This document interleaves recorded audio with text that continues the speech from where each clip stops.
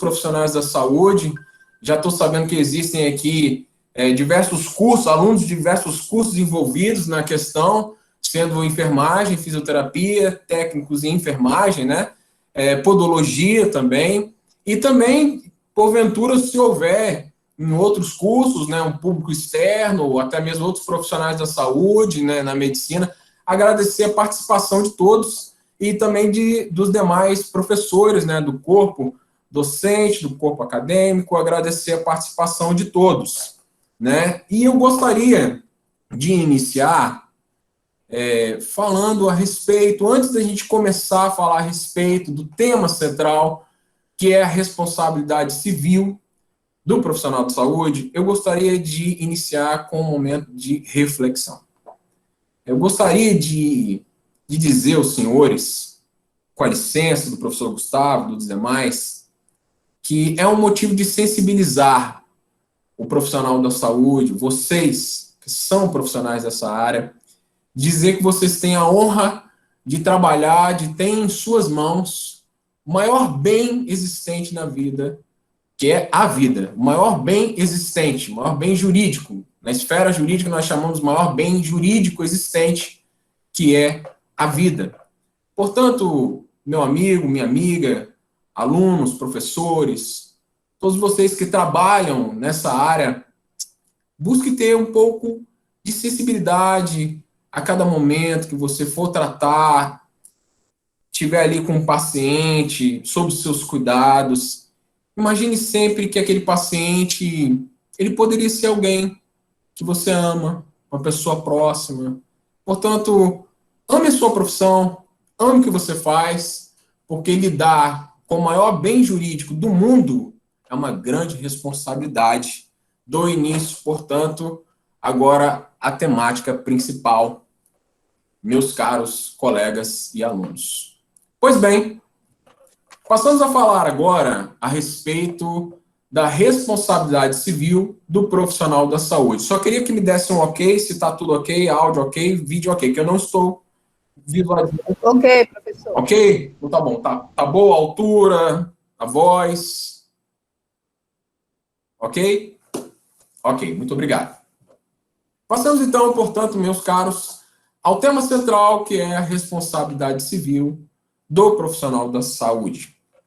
Para a grande maioria dos senhores, que não devem estar acostumados com questões jurídicas, a nossa base de estudo, ela parte da doutrina, que são os nossos livros, né, os nossos professores e ensinadores que escrevem doutrinas voltadas a determinados assuntos com várias abrangências, né, da jurisprudência, né, e eu tomo aqui o cuidado de saber que são profissionais da saúde, portanto, né, tem alguns termos jurídicos que eu vou explicar o que são, né, para contextualizar as questões. A jurisprudência, que são, na verdade, os pensamentos, né, os julgamentos dos tribunais superiores do STJ, né, o Superior Tribunal de Justiça, do Supremo Tribunal Federal, né, de súmulas vinculantes, né, e principalmente da lei.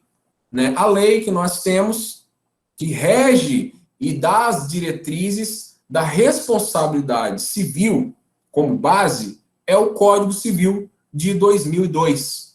Né? Anteriormente a esse, nós tínhamos ali o Código Civil mais antigo. Né? E a lei ela passa por modificações porque ela precisa atingir a necessidade, né, da sociedade em questão. Então, ela não pode ficar estatizada, ela tem que realmente ter essas modificações. É chato para nós, assim, dizer, o profissional ele tem que estar sempre estudando, porque realmente a lei se renova. Porque as necessidades, na verdade, elas mudam. Né? A sociedade muda, os conceitos mudam, os costumes mudam. Então, a lei ela passa por essa metamorfose necessária para que ela possa abranger as necessidades atuais. Portanto, é por isso que o novo Código Civil é de 2002, anteriormente havia outro, né? E assim sucessivamente com várias outras leis que são reformadas, né? Ou passam por um processo de abrogação total ou parcial daquele determinado conteúdo. Pois bem, passemos então, meus caros, aos aspectos conceituais descritos no Código Civil, que estão lá descritos no artigo 186, 187 e 927 do Código Civil. Eu vou tomar a leitura do artigo em questão para que os senhores vejam, né, a transcrição exata do que está sendo dito na redação desses artigos. O artigo 186 diz assim: aquele que, por ação ou omissão voluntária, negligência ou imprudência, violar direito, causar dano a outrem, ainda que exclusivamente moral, comete ato ilícito. Também, no artigo 187, também comete ato ilícito o titular de um direito que, ao exercê-lo, excede manifestamente os limites impostos pelo seu fim econômico ou social, pela boa-fé e pelos bons costumes. No artigo 927, diz assim: aquele que, por ato ilícito, transcrito nos artigos 186 e 187, que acabamos de ver, causar dano a outrem, fica obrigado a repará-lo. Parágrafo único. Haverá obrigação de reparar o dano, independentemente de culpa, nos casos específicos em lei ou quanto à atividade normalmente desenvolvida pelo autor do dano implicar, por sua natureza, risco para os direitos de outrem. Esses são os aspectos descritos na redação do Código Civil. Para você que está aí fazendo o seu curso de enfermagem, de podologia, de técnico, fica muito distante a compreensão desses artigos. Mas nós vamos trazer aqui alguns casos concretos posteriormente, né, mais para frente da palestra, para que possamos entender na vida real o que são, na verdade, esses artigos e por que você, profissional da saúde, precisa se atentar ao que diz esses artigos. Em segundo momento, nós vamos falar agora dos aspectos constitucionais. Os aspectos constitucionais, né, estão previstos na Constituição, em seu artigo 5º, né, e dos direitos e garantias fundamentais. No artigo 5º, caput, o caput, para quem não sabe, é a primeira frase descrita após o número. Artigo 5º, aí vem o caput, que é como se fosse o título daquele artigo. Vem dizendo assim: todos são iguais perante a lei, sem distinção de qualquer natureza, garantindo-se aos brasileiros e aos estrangeiros residentes no país a inviolabilidade do direito à vida. Reparem bem que nós estamos falando aqui diretamente do bem essencial, do bem universal, o direito à vida, porque a área da saúde lida com vida. Seguindo, a liberdade, a igualdade, a segurança, a propriedade nos termos seguintes.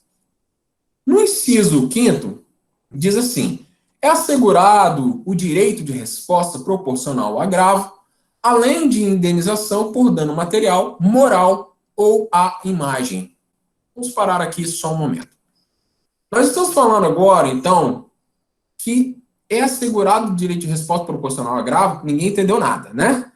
Mas o que a lei quer dizer, especificamente a Constituição quer dizer, é que é assegurado o direito de indenização para aquele que pratica um ilícito. Senhores, meus caros, como nós lemos lá no artigo 25, no Código Civil, no artigo 927, nós vimos ali as características elementares do que a lei vem dizendo, do que poderia ser considerado ilícito. Aí você pensa assim: mas professor, minha atividade é lícita. O que isso tem a ver? Veja bem, a partir do momento que você transgride algumas nomenclaturas existentes principalmente nos códigos de ética da sua profissão, aquilo pode se tornar um ato ilícito. Por quê? Porque o ilícito, ele vem de uma imprudência, ele vem de uma imperícia, ele vem de uma negligência. Esses três elementos, eles estão vinculados ao exercício da profissão, que vem disposto no seu código de ética da sua profissão. O médico tem um, o podólogo tem um, o enfermeiro tem um, o técnico de enfermagem tem outro. Todos nós temos. Eu tenho o estatuto da ordem que eu tenho que obedecer. Portanto, qualquer ato que se pratique fora de um protocolo, observe bem, qualquer ato que se pratique fora de protocolo pode ser considerado ilícito. e você será responsabilizado por isso. É claro, evidentemente, que nós estamos tratando aqui da responsabilidade civil, mas nada nos impede de também falar e deixar já os senhores atentos de que a responsabilidade ela pode não ser meramente civil, não é só pecuniária, não é só dinheiro. Pode ter também uma repercussão na esfera criminal. Para você que não sabe, existe a possibilidade de você ser processado em juízo, o Ministério Público, né, pode intentar ação contra você para que os seus atos sejam responsabilizados também na esfera criminal. Nós passamos isso para os alunos, não é para colocar medo, de forma alguma. Nós passamos isso ao aluno para saber o teor da responsabilidade de se dar com o bem essencial, com a vida humana. Então, meus caros alunos, agora que vocês estão estudando, que vocês são acadêmicos, é necessário, desde já, observar se é isso mesmo que você quer, se é isso mesmo, se você tem aptidão para coisa, porque eu confesso que eu nunca nem tentei medicina pelo fato de que, infelizmente, se alguém precisar do meu apoio, estiver morrendo na minha frente, tiver um sangue ali, então, meu Deus do céu, eu deixo a pessoa morrer. Mas existem profissionais como os senhores que eles ultrapassam, eles transcendem essas coisas banais e mete a mão mesmo. Já vi casos de médico, inclusive, abrir o peito do paciente porque não estava mais adiantando fazer massagem cardíaca, ele massageou o coração do paciente com a própria mão. Isso é incrível, isso é espetacular, salvou aquela vida. Tem gente que fala que ele é doido, mas salvou a vida.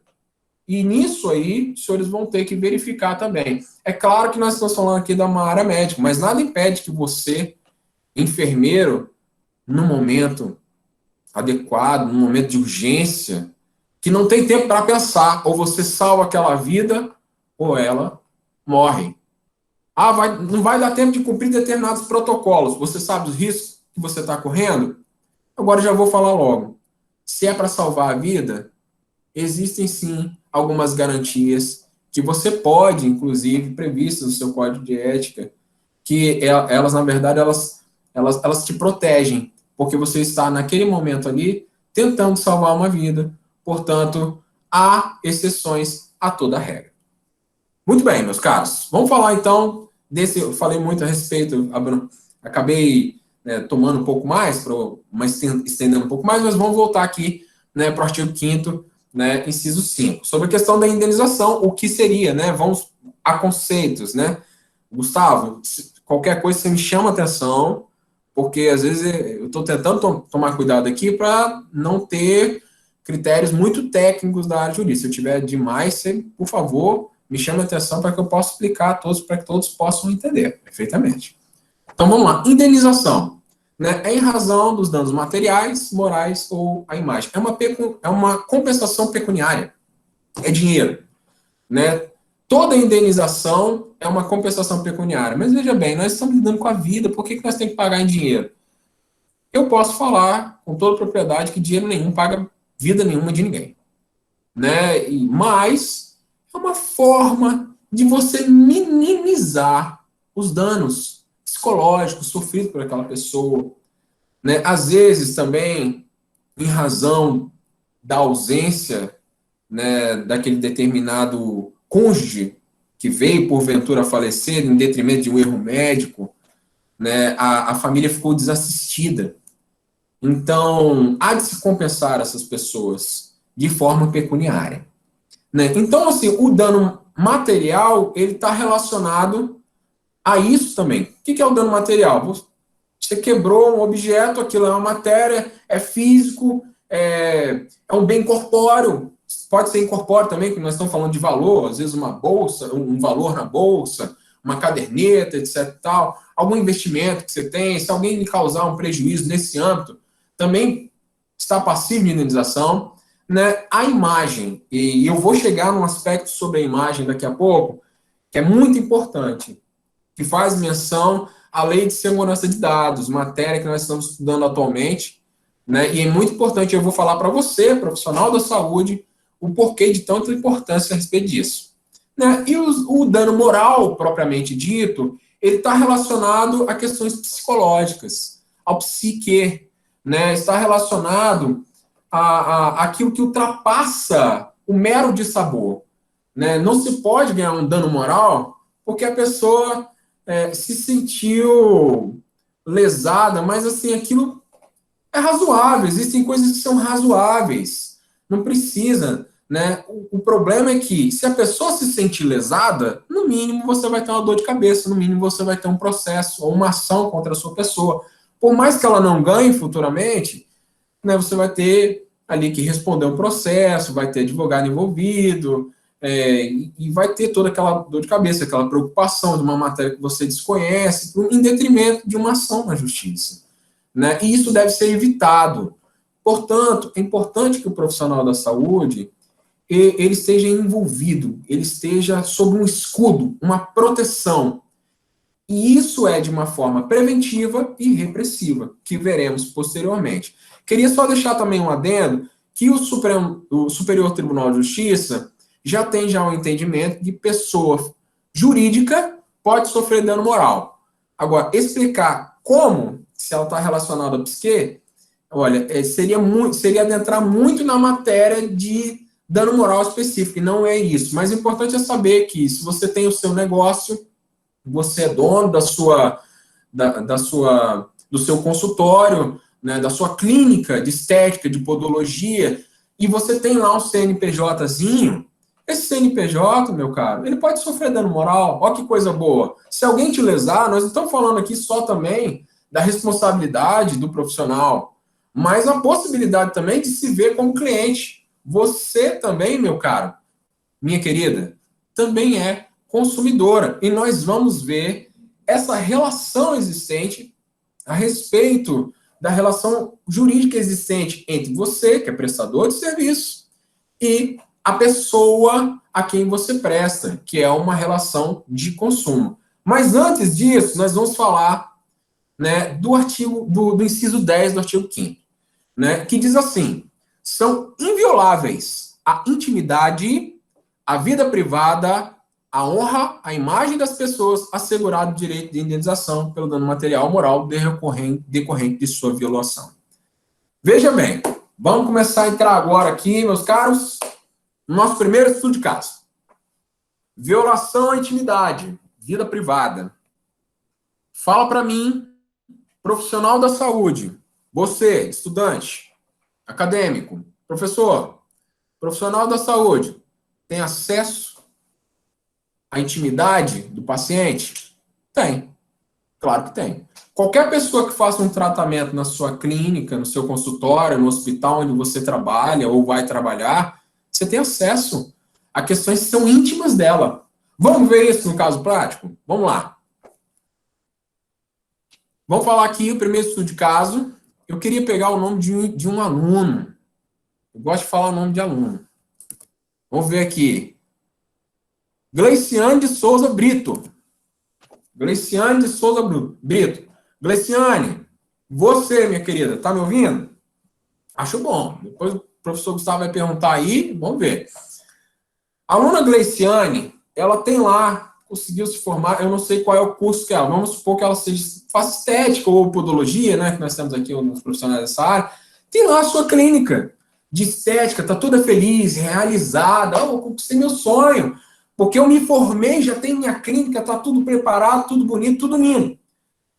Porém, que por questões profissionais e técnicas, ela tira foto de suas pacientes para demonstração de resultados. Sabe aquele famoso antes e depois? Tira foto da pessoa, tá lá daquele jeito, né? Que, né? Fofinha, e depois ela emagrece, né? E tem aqueles resultados. Ah, minha cliente, né? Aqui, ó, antes e depois, né? Não precisa estar nu, não, tá? Não precisa estar nu, não. Mesmo que esteja, né? Isso aí é muito delicado, né? Não precisa estar nu. Se tiver, não se esqueça, você pode responder não somente civil, como criminalmente. Só para lembrar. Mas vamos lá. Você tem lá essas imagens, você tem fotos daquela pessoa. Olha o exemplo prático. Você conhece, né, que você tem conhecimento de que aquela pessoa faz tratamento para esconder sinais de cirurgias plásticas anteriores. Veja bem, hein? Porém, a paciente gosta de tirar onda. Ela gosta de desfrutar de um status de pessoa fitness, que conseguiu resultado após 5 anos de malhação, dieta e treino. Não é isso? Tira aquela foto esperta na praia, de biquíni, fala, depois tira aquela foto na academia. Ela gosta de ostentar essa posição, que malha na melhor academia e que está lá há 5 anos, que faz dieta, que toma produto, etc e tal.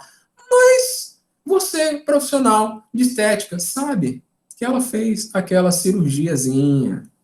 Ela fez. Como é que é o nome daquele negócio? Abdominoplastia? Então, ela fez abdominoplastia. Ela fez todo o procedimento, você conhece. E ela é sua paciente.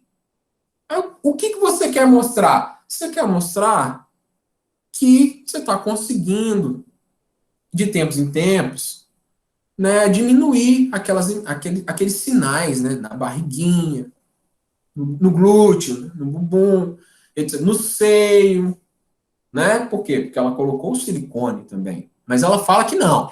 Mas ela colocou o silicone. Pois bem, tá tudo lá bonitinho. Cuidado com essa propaganda. Cuidado. Porque qualquer que seja a propaganda, sem autorização da sua cliente, você não pode, de nenhuma forma, para você podólogo, nem o dedo do pé. Nem o dedo do pé. Ah, mas como é que eu vou fazer, professor? Como é que eu vou fazer para fazer a propaganda no meu serviço? Pois bem, meu caro, já vou te falar aqui agora, já vou te dar uma consultoriazinha, sem cobrar nada. Faz um termozinho, entendeu? Faz um termozinho, não tira foto do rostinho, tira foto só da parte que precisa, entendeu? Um termozinho autorizando, sabe por quê? No futuro, por mais que não apareça o rosto, aquela pessoa não dá para identificar. Às vezes a gente está lidando com o ser humano, né? O ser humano tem alguns aí que são espertos, são oportunistas, cuidado com eles. Por quê? Hoje eu não ligo, tá tudo bem, tá tudo ligado. Não, pode usar a imagem. Aí, daqui 2 anos, me senti, como é que eu vou fazer? Me senti lesado com aquilo. Aí alguém vira e põe na cabeça dela, por que você não processa? Não é foto sua? É verdade. Tá precisando de dinheiro, não tá? Tô. Aí chega aquele advogado malicioso. Não, já tá tudo certo aqui, ó. Malicioso, desculpa. Meus colegas, ó, não é malicioso, não. Um advogado instruído, né? E começa a falar no ouvido, ó, você tem direito, hein? Você tem direito, você tem direito. Aí começa a pensar, né? Opa, eu tenho direito. O que acontece? Ela aciona a pessoa jurídica, ela aciona o seu consultório, ela aciona a sua clínica de estética, a sua clínica de podologia. E agora? Como é que fica?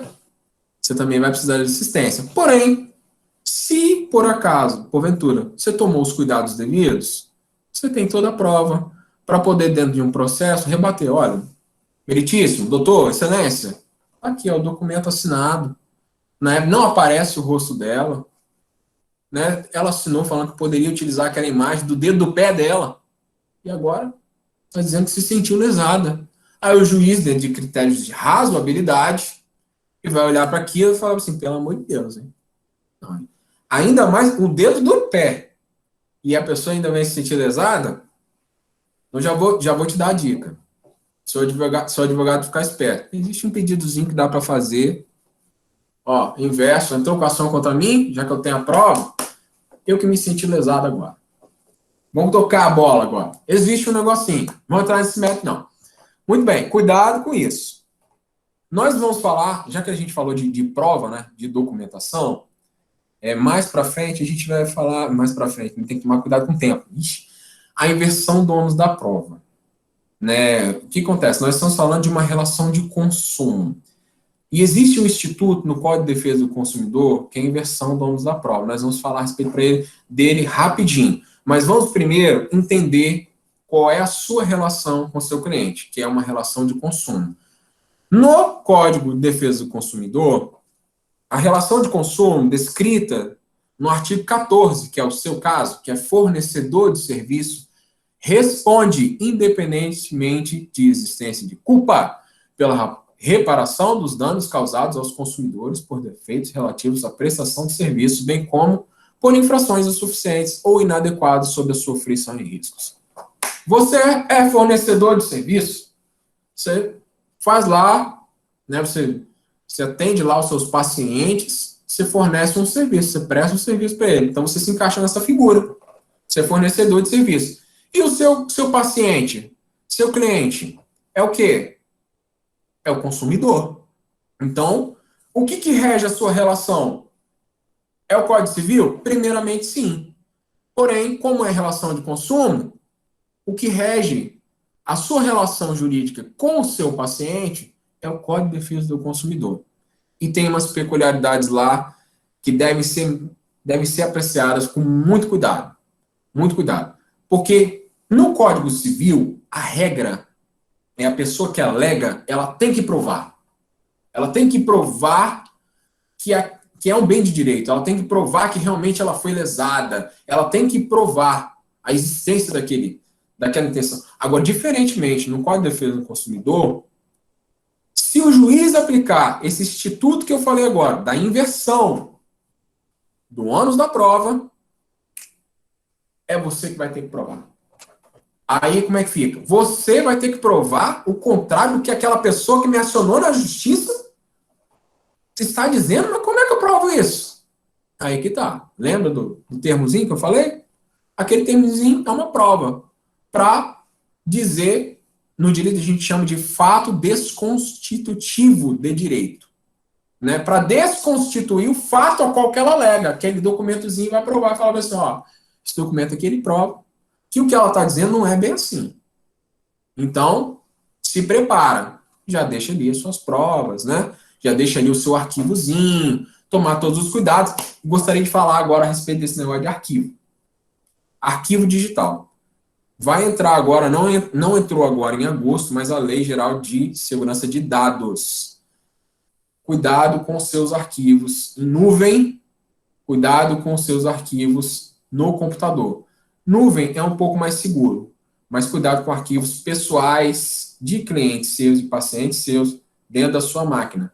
Porque se porventura bater um vírusinho lá e aquela imagenzinha da sua cliente, aquela problemática, né, que gosta de tirar foto lá na praia, bater na internet e ela vai saber que ela tirou foto no seu consultório. Ela vai se sentir lesada. Aí que tá, aí entra a questão da Lei de Segurança de Dados e a responsabilidade civil dentro da segurança de dados envolvendo o Código de Defesa do Consumidor. Olha que bagunça.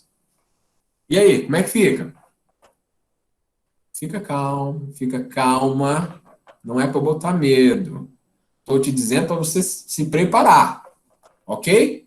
O quê? Tem que se revestir, né? Tem que se revestir.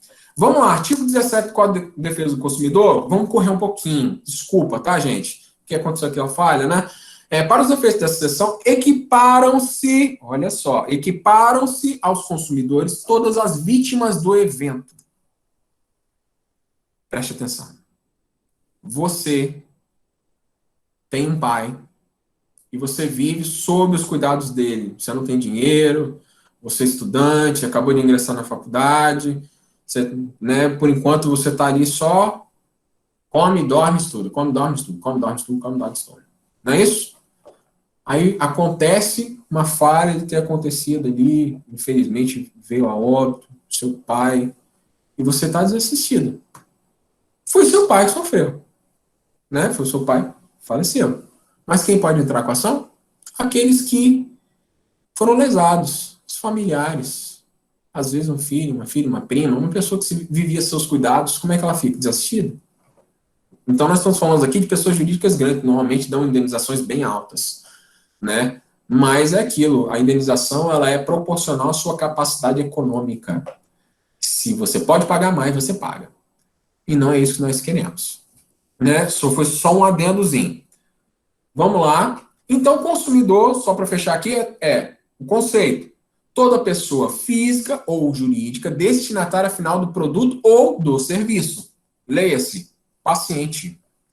Fornecedor, toda pessoa jurídica que produz, monta, cria, constrói, transforma, importa, exporta, distribui ou comercializa produto ou serviço. Leia-se, você, profissional da saúde. Por quê? Você presta o serviço a eles. Vamos lá. E o que quer dizer isso? Que você, prestador de serviço, fornecedor, profissional da saúde, é responsável pelo que faz. Ok? Pelos danos que causa, independentemente de ter tido intenção ou não. Agora, essa aqui é a questão. É óbvio que ninguém vai ter um paciente, por exemplo, você que trabalha em clínica de estética, principalmente, você usou um produto, você errou a mão, usou um produto um pouco a mais ali e acabou causando uma queimadura na paciente. Veja bem, faltou técnica. Faltou técnica, né? Teve um pouco de imprudência, de uma imperícia, né? Mas não negligência. Faltou, né, ali um conhecimento maior da quantidade, ter olhado, né, a quantidade específica para se usar, né, naquele determinado caso, daquela determinada forma, e acabou ali causando uma queimadura. Não se preocupe, existe também o Instituto da Responsabilidade Solidária. Se aquele produto pode causar queimadura, é obrigação daquele que fornece o produto, ou seja, das empresas, avisar. Agora, eles sempre avisam, né? Então, se você pega esse produto e usa de forma inadequada, aí fica difícil. Não adianta chamar depois no processo, não, a empresa tal que fornece esse produto tem culpa também. Você pode até chamar. Agora, se ela vai repartir a culpa, isso aí vai vir depois, né, com a responsabilidade solidária. Nós vamos ver, inclusive, lá na frente. Vamos correr, né? Leva-se em conta também o princípio do risco da atividade econômica, né? Ou seja, existem atividades que existe um risco inerente à aplicação daquela determinada atividade, por exemplo, na medicina, né? Na medicina, não existe nada 100% seguro, né? Tudo tem um risco. E, aliás, cabe ao senhor, médico, doutor, algumas peculiaridades também a respeito disso, né? Inclusive, eu vou trazer um caso prático aqui, falar a respeito de médico também, para poder usar como critério de analogia, né? Vamos lá. Vou ter que pular um pouco aqui. São direitos básicos do consumidor. Facilitação da defesa, inversão do ônus da prova. Por quê? Eles são pessoas hipossuficientes. Eles são a parte frágil da relação.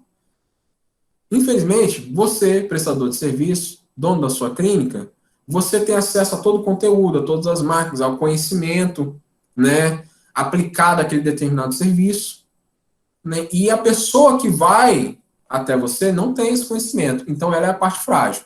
Por isso que existe a aplicação da inversão do ônus da prova, porque já que você tem todo o conhecimento, tem todo o aparato, né, para poder prestar o serviço e a pessoa não tem nada, então quem vai ter que provar vai ser você. Ok?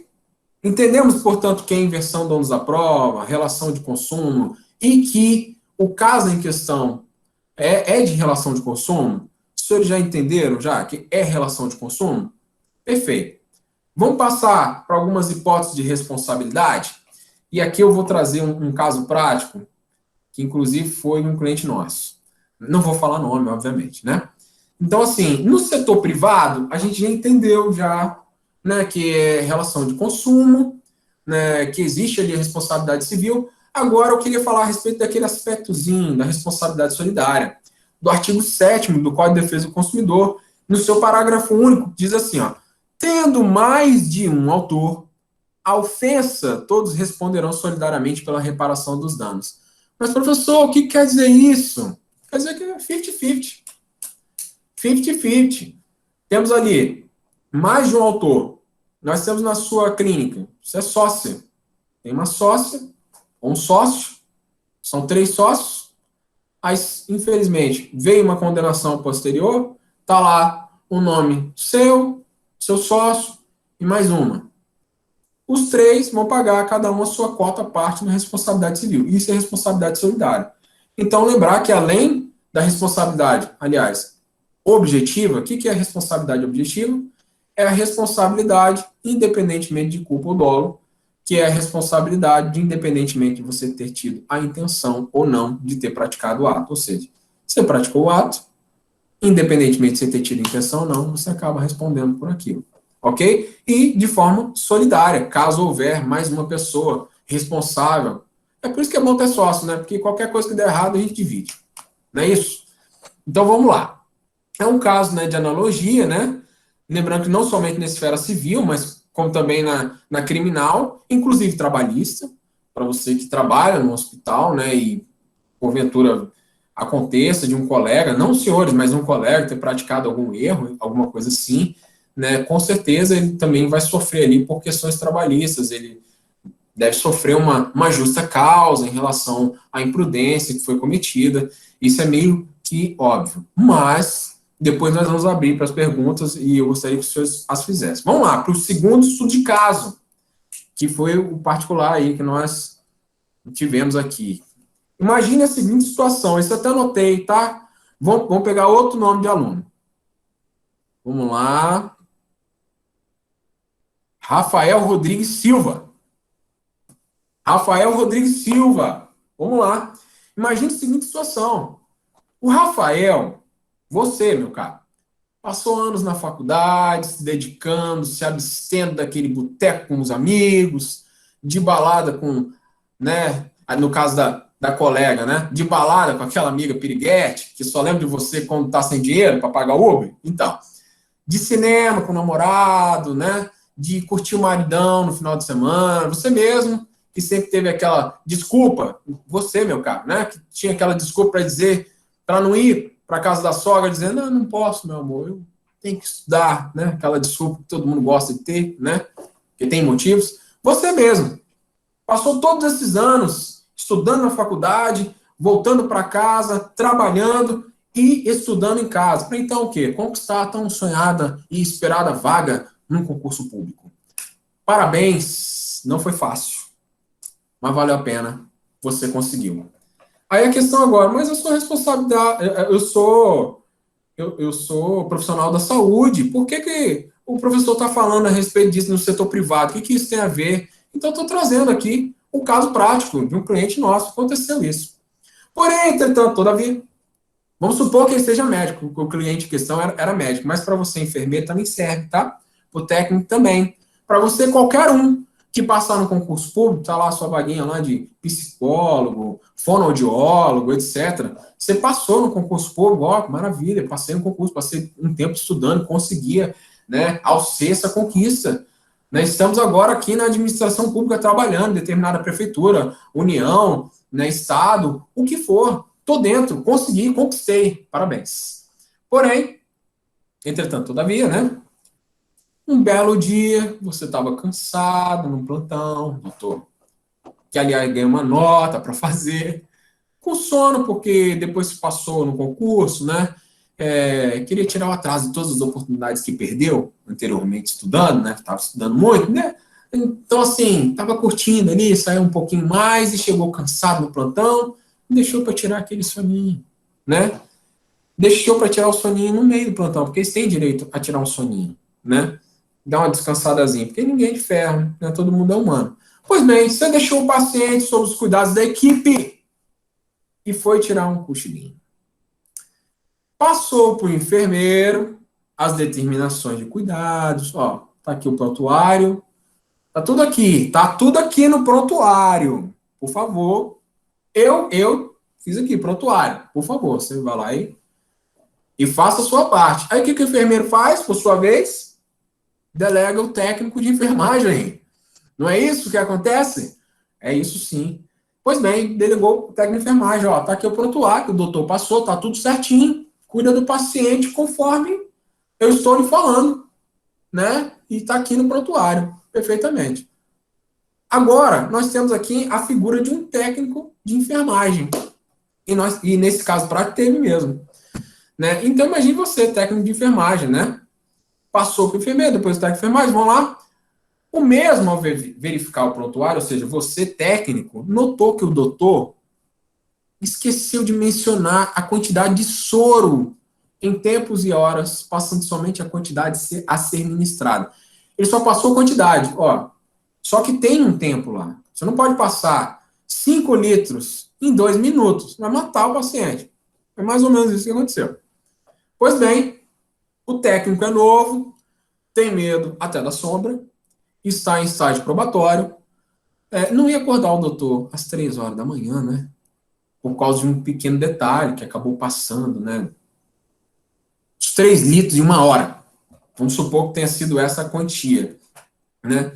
Paciente vindo a óbito, infelizmente, constando na certidão como causa mortes, embolia, razão substancialmente diversa do prognóstico anteriormente detectado, com sintomas de desidratação em razão de forte desinteria, por causa desconhecida. Ele comeu o x-tudo da tia, teve um problema lá, teve uma desidratação tremenda, correu para o hospital porque estava tremendo e não estava conseguindo, não sabia o que estava dando, mas na verdade tinha sido só o x-tudo. Aí chegou lá, o que o médico, olha, coisa fácil, tranquilo, vamos hidratar, não é isso? Tá aqui, mexe 3 litros aí, mas não falou que o paciente ia ficar internado, né, e sobre os cuidados e aquela quantidade de 3 litros tem que passar em várias horas, talvez até em mais de um dia, um daquele por dia, né, mas está lá, prescreveu, né, pois bem, veio a óbito.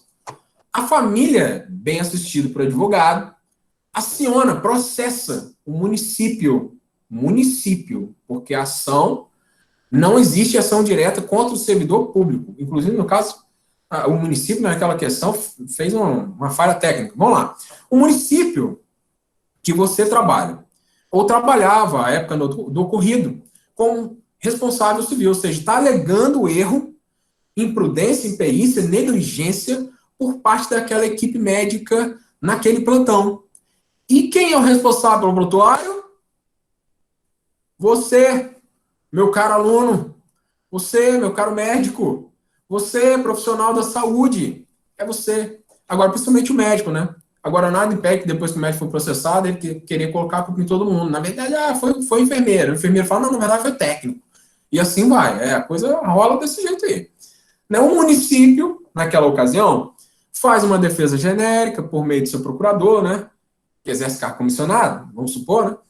E chama você, médico, ao processo, alegando em sua defesa que a culpa é sua, que tudo foi culpa sua, e que o município tem nada a ver com o ocorrido. No caso, você procura um bom advogado, né, que conhece a esfera pública, sabe o que fazer, está atento àquelas questões de falhas médicas e analisa, né, todo o processo, aquele advogado analisando todo o processo, de cara já identifica a falha técnica do procurador, do advogado público, do município. E, ao lhe chamar para responder o processo, em sua defesa, nós fundamentamos com base na responsabilidade objetiva da administração pública. Isso é coisa mole. O que quer dizer isso? Em regra, a responsabilidade da administração pública é objetiva, ou seja, ela responde pelos erros cometidos pelos seus agentes, ou seja, todo ilícito causado, todo o dano causado pelos seus agentes, seu agente público, você que passou no concurso, você vai ser agente público, a administração pública a qual você é vinculado é que responde no processo. Ela que responde, a ação é intentada contra ela. Nessa vez aqui, o município chamou você ao processo. Bati o olho, naquela ocasião, falei, pelo amor de Deus, isso aqui é coisa fácil de resolver. Vamos tirar ele do polo passivo. Entrei lá com um determinado pedido, com uma determinada técnica. O juiz já bateu o olho e falou assim, pelo amor de Deus, hein? O advogado deu mole aqui, o advogado do município. Atendo o seu pedido, vou tirar ele do processo. E o município que se lasque, não é isso? Pois bem. Ufa! Que alívio, me tirou dessa, hein? Obrigado, doutor. Não é isso? Aí ele diz assim, perfeito, nós estamos com pouco tempo, né? Aí vamos lá. O que acontece? Passou anos depois, né? A própria administração pública foi condenada. Ela tem direito ao que a gente chama de ação de regresso. Ou seja, em detrimento daquela condenação anterior, agora ela chama você no processo e fala, fui condenado lá. E a culpa é sua. Agora você vai responder.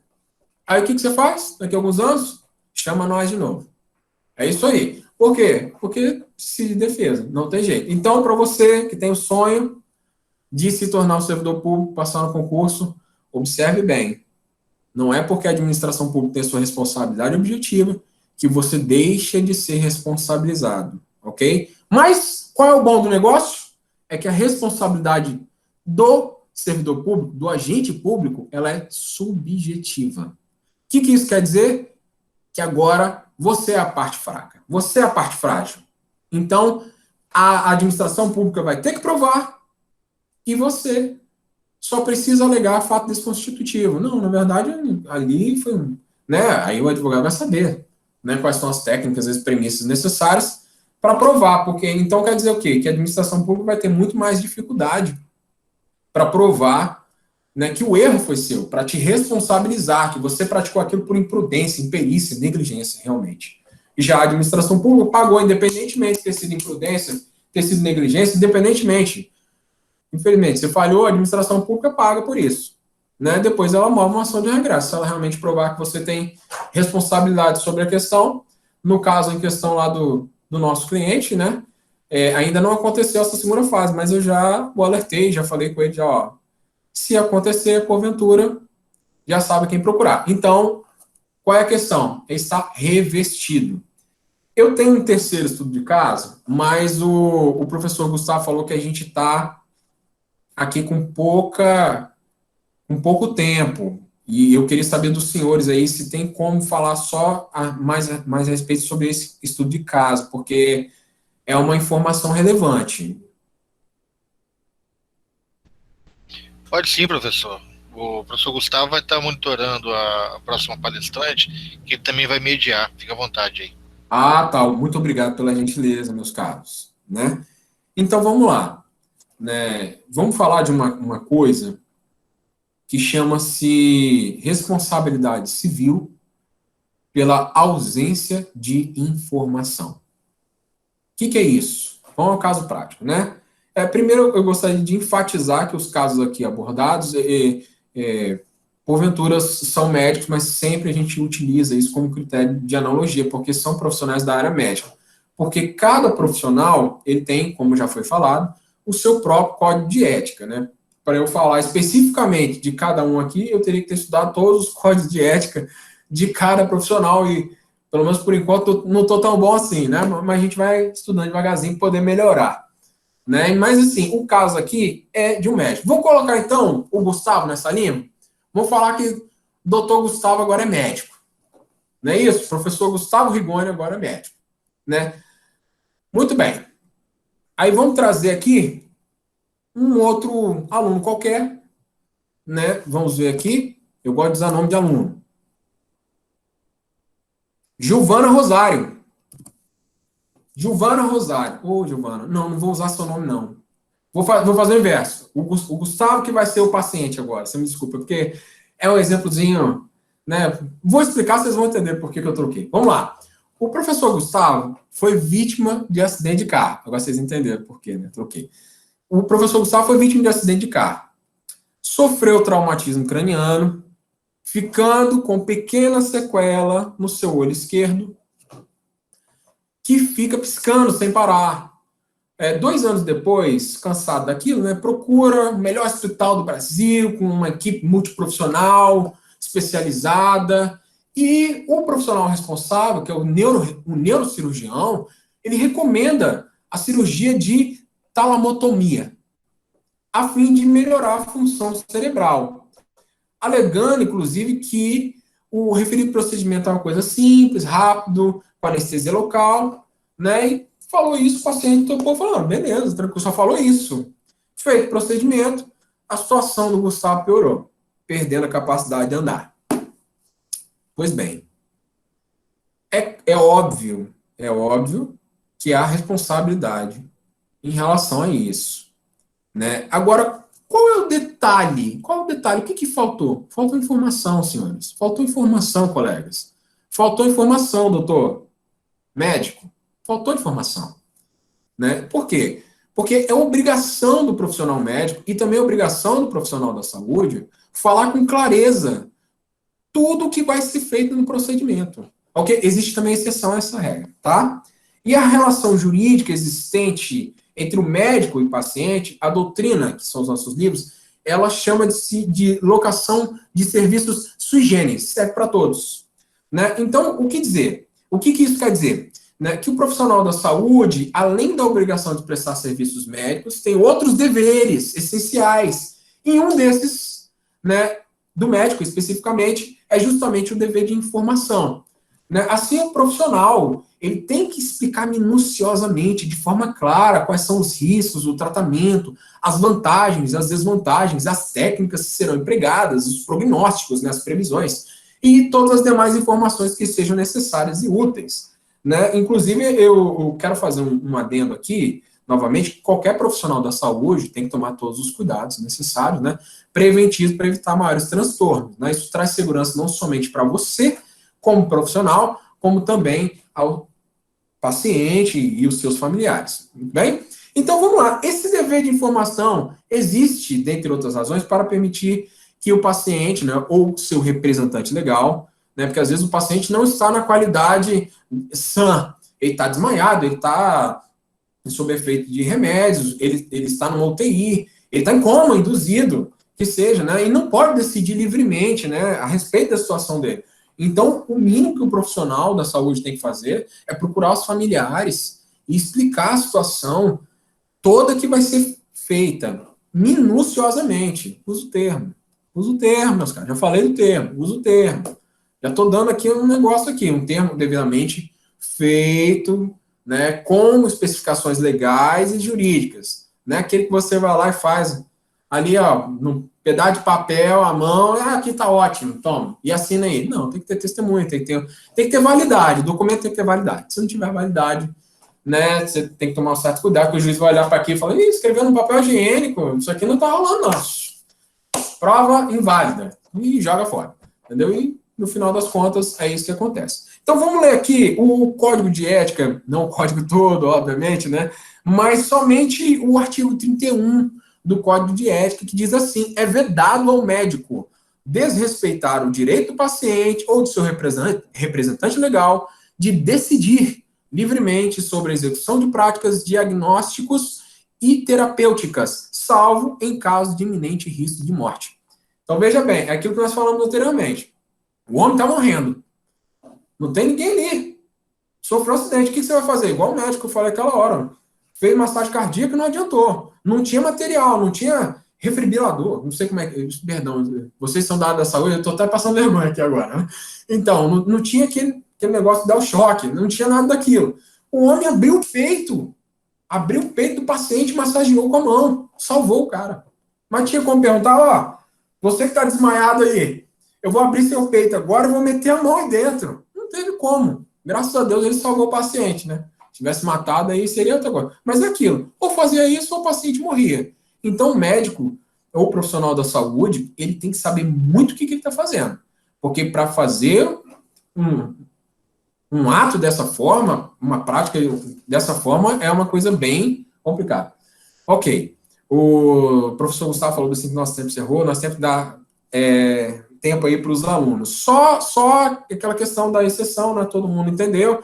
Eu queria só passar aqui, entendeu? Que nós entendemos que há uma relação de consumo, né, no setor privado, que a responsabilidade é objetiva, ou seja, independe da intenção, que a responsabilidade pode ser solidária, ou seja, o hospital, a clínica e o profissional podem ser processados ao mesmo tempo, no mesmo processo, que a situação pode repercutir nas esferas civil, criminal e trabalhista, né, se tratando de um hospital privado, que possivelmente haverá uma inversão do ônus da prova, que é aquele perigo que nós falamos, né? Ou seja, o hospital e o profissional da saúde que vão ter que provar o contrário do que foi alegado pelo paciente. E, por fim, que existem várias hipóteses de responsabilização, lembrando principalmente da exposição de dados sem autorização. Entendeu? Tomar cuidado com isso. Questão da inobservância dos protocolos, códigos e estatutos, porque está relacionado a imperícia, imprudência e negligência, né, que nós demos ali os exemplos práticos da ausência de informação, inclusive, é imprudência, é negligência, você foi negligente, não somente com o seu código de ética, mas com a família, ou com o paciente em questão, Eu poderia citar aqui outras coisas sobre erro diagnóstico, que fala da teoria da perda de uma chance, né? Mas já estamos abarcando muito. Então, assim, numa outra ocasião, quem sabe, eu poderia dizer, eu tenho várias outras coisas para falar, mas eu falo demais. Muito obrigado pela atenção, né? E agora vamos às perguntas. Boa noite, vocês conseguem me ouvir? Sim, sim. Conseguem me ouvir agora? Sim, Gustavo. Sim, Gustavo. Ótimo. Então, nós vamos aqui passar para o momento das perguntas. Nós temos alguns questionamentos aqui que foram levantados. A Tânia Carvalho, ela perguntou, Abraão, ela pagou pelo serviço, nesse caso, onde entraria a ética desse profissional de postar sem autorização? Isso é uma indagação que ela fez, na verdade. Vamos lá, vamos ver se eu entendi bem a pergunta. Você está como paciente ou como o prestador de serviço? Eu não vi a pergunta, eu só ouvi o professor falando, né? Ela está como prestador de serviço ou ela é a paciente? Pelo que ela descreveu aqui, ela estaria como paciente. Ô, E o Gustavo, profissional, ele fez a exposição da imagem, sem autorização. Perfeitamente. Veja bem, esse é um dos entendimentos que estão consolidados na jurisprudência pátria. O Superior Tribunal de Justiça, ele chegou a um entendimento, num caso prático, né, de que haveria ali a responsabilidade em detrimento de uso de imagens, principalmente relacionadas à propaganda, quando a pessoa, porventura, não receba nada em troca, ou seja, vamos supor, você é a paciente, né, e você tem lá as imagens que foram tiradas, né? Você fez aquela plasticazinha, etc e tal, vamos supor assim, né? E o que acontece? O profissional, ele pega a sua imagem e usa aquilo para oferir, né? Ganhar os seus clientes, ele utiliza aquela imagem como um mecanismo de venda, sem a sua autorização. Então, o STJ, no caso prático, que aconteceu isso, ele chegou à decisão, não, você não pode utilizar nenhum meio sem autorização, e especificamente falando, no caso em que você ofere renda. Então, se você está ganhando e não divide com o dono da imagem, negativo. Aqui não, companheiro, aqui não. Então, assim, é um entendimento jurisprudencial que partiu, na verdade, da inferência, né, doutrinária e da inferência da leitura da lei, porque a lei ela tem interpretação. Né? E quem interpreta a lei são os juristas, no caso, os tribunais, os juízes, né, os desembargadores, o Superior Tribunal de Justiça e o Supremo Tribunal Federal. Respondi a pergunta da Luana? Foi respondida assim. Nós temos uma outra pergunta aqui que é muito interessante, da Ellen Gonçalves, e ela diz, o que eu tenho que fazer para que esse termo que você referenciou, o que ela tem que fazer para que a cliente assine esse termo, para que esse termo tenha uma validade legal? O que ela tem que fazer nessa questão? Perfeita pergunta. Excelente oportunidade de explicar isso. Parabéns, inclusive, pela pergunta.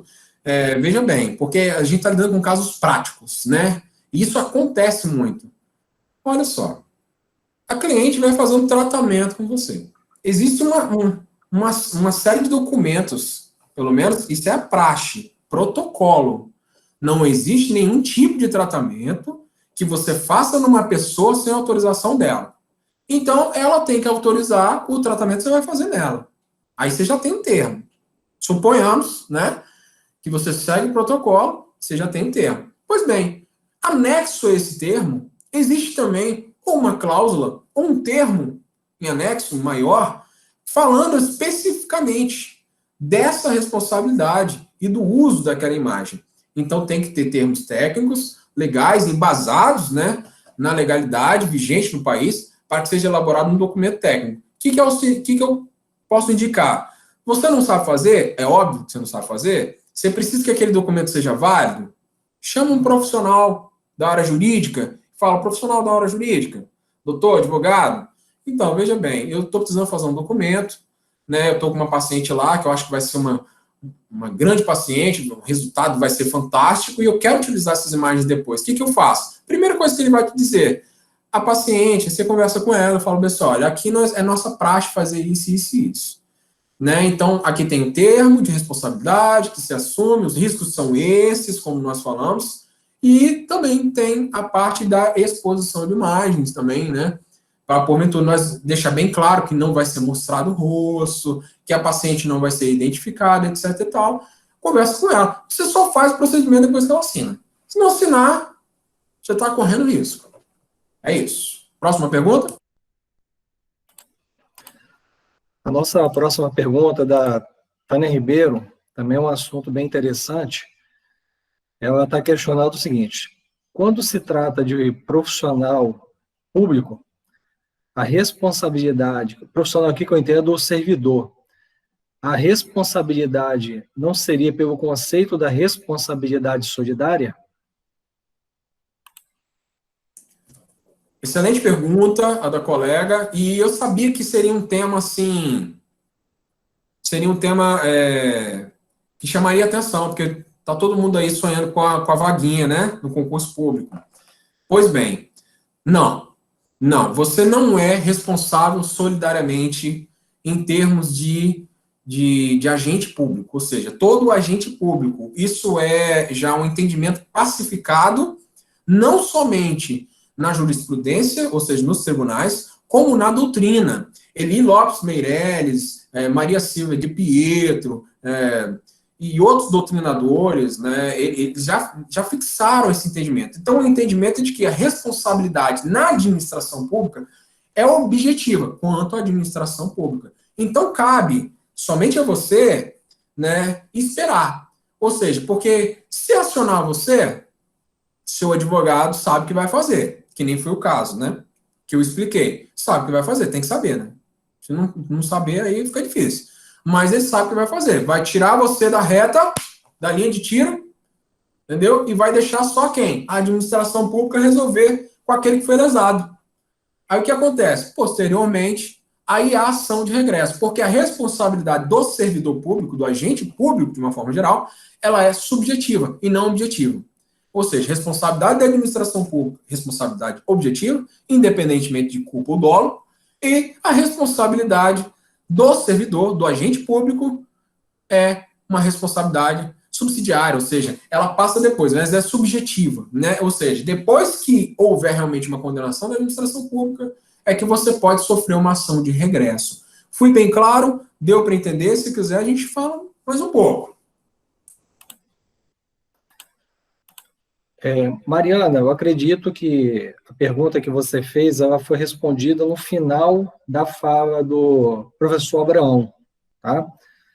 Quando você coloca aqui a questão da administração do soro. Eu vou passar para a última pergunta agora, que é mais uma pergunta da Ellen, que ela diz o seguinte, que também é muito interessante. Posso fazer um único termo para servir para outras clientes? Fazer uma só vez e tê-lo validado para demais usos? Olha, o poder não é dever, né? Você pode fazer qualquer coisa. Pode fazer um termo à própria mão, escrito num pedaço de papel higiênico, e falar que aquilo é um termo. Se aquilo vai ter validade no processo, aí é outra coisa. Quer segurança jurídica? O que você faz? Você procura fazer um termo para cada pessoa. Então, assim, por quê? Porque normalmente, quando a gente trata de uma questão pessoal, é o que a gente chama de intuito persona, há um critério de pessoalidade referente àquele determinado paciente, com aquele determinado tratamento. Então, o que você pode fazer, é claro, você faz ali uma base de um termo assim, mais ou menos semelhante, já obviamente, né, falando ali da sua pessoa jurídica, etc e tal, né, que são os padrões normais, né, para todo mundo que trabalha e tem diversos clientes, né, ele não perde tanto tempo assim fazendo, mas cada cliente é um cliente. Você tem que especificar os padrões a serem realizados naquele cliente. Então, o termo, ele é individual, ele é intuito persona, ele tem pessoalidade.